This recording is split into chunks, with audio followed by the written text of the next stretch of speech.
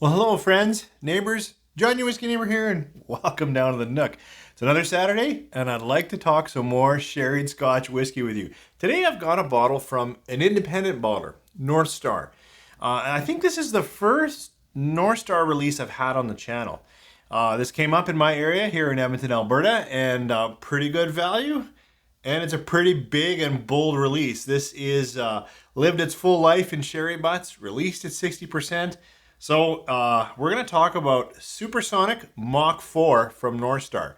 So if you have any sherried Scotch, even better, any cask strength or barrel strength or full strength sherried Scotch, when you pour it around, come on back and we'll talk Supersonic Mach 4 from North Star. 3, 4.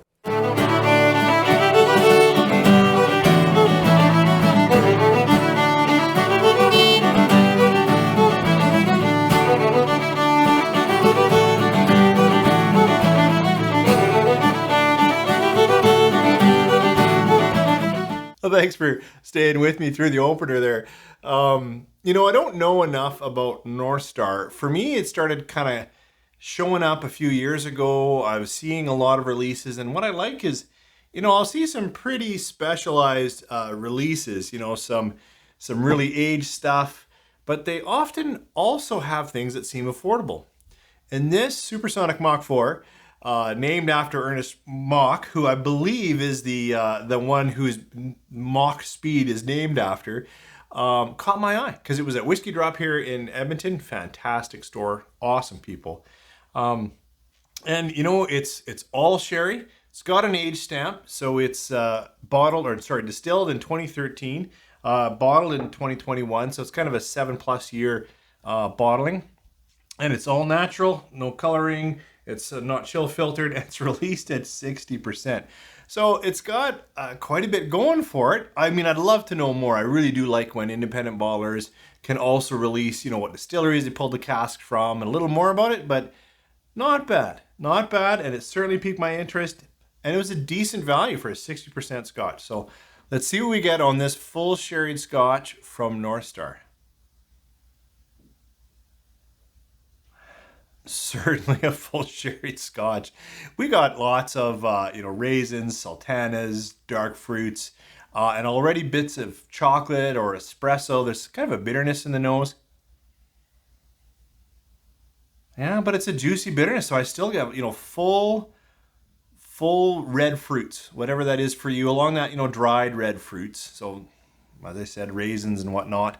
But there is a pleasant bitterness, not an off-putting bitterness for me. More like that, coffee bitterness, espresso, nice unsweetened cocoa type nose. So it's playing between those two things for me. Yeah, maybe also like you think of a nut that's a bit don't want to keep saying bitter because you're gonna think, oh, it's just terribly bitter. It's not, but like a walnut, as opposed to a sweet almond a little bit. All right, let's try it on the palate. Sláinte.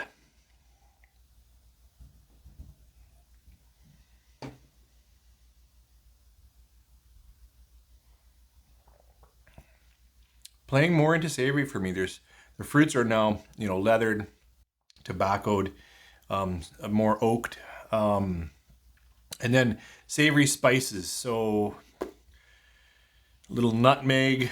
Like I've been saying clove lately to try to get savory, but that brings in, like barbecued ham and bacon and those kinds of things. And we're on that edge, but we're not quite into the meaty territory. But certainly a little more savory, a little bit peppery actually. So a little bit of black pepper, a little bit of nutmeg, some cinnamon, but a more savory spice palette. And the fruits for me have certainly become dried. Another quick sip.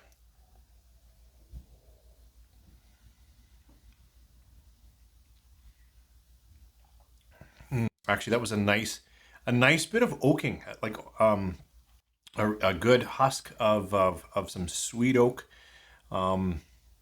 With a little bit of berries, so maybe currants.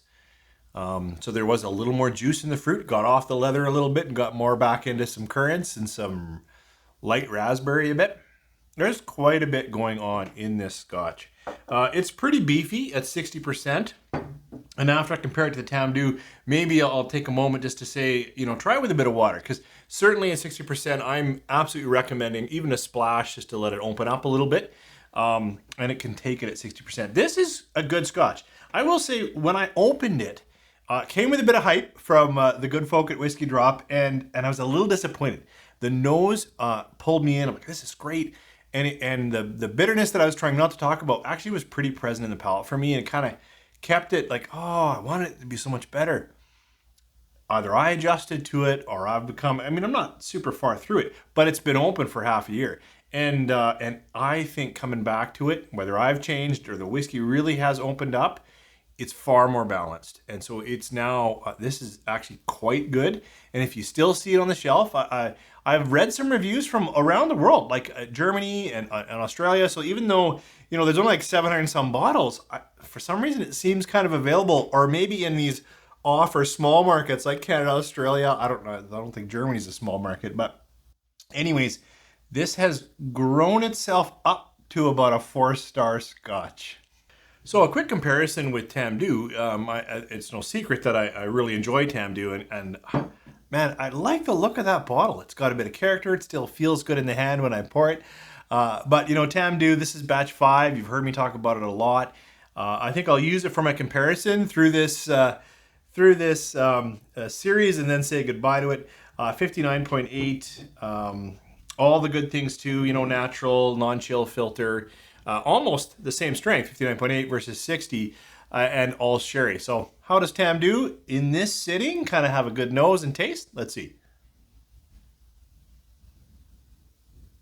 So in direct comparison with this right now, it is a little sweeter on the nose. And it's always funny because I don't recall saying that a lot last time I went in, but we've got a little more berry, a little more sweetness going on to a lot of the same notes, right? We still have some nice chocolates in here. We still have some leathered fruits. But certainly in this sitting, this has a little more, could come off as a bit of sulfur for some, but a little more of that espresso chocolate coffee note. Whereas this now has more berry, more fresher red fruits mixed in with a lot of those notes that are just kind of behind. All right, let's try it on the palate. Cheers.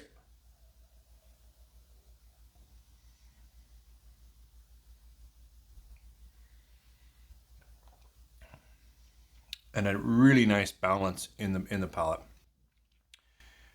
Just exactly, those fresh fruits are there, but I get good spicing, some savory, a little more peppering in this now that I'm letting it just kind of speak across here.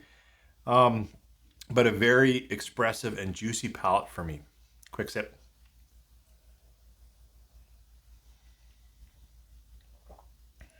And then the second, just a reminder of why I continue to really like this. Very similar tasting notes. This is a little more aggressive, a little darker, and a little more savory. Although this has some, a little more chili peppers, almost Thai sweet chili peppers, mixed in with a lot of sherried Scotch goodness, and it's a little more balanced all the way through. I continue. What is the number that I keep giving Tamdhu? I think I change it every time we talk.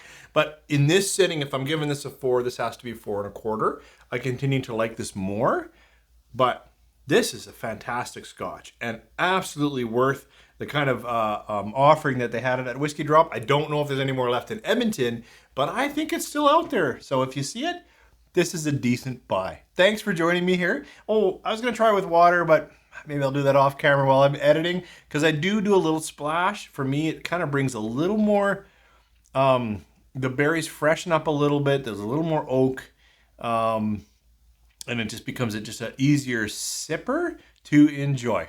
Thanks for joining me here. Hope you have a great Saturday. I don't know if I'm going to be able to get off a sample for you tomorrow, so it might be another week till we see each other. So I hope it's a fantastic one for you.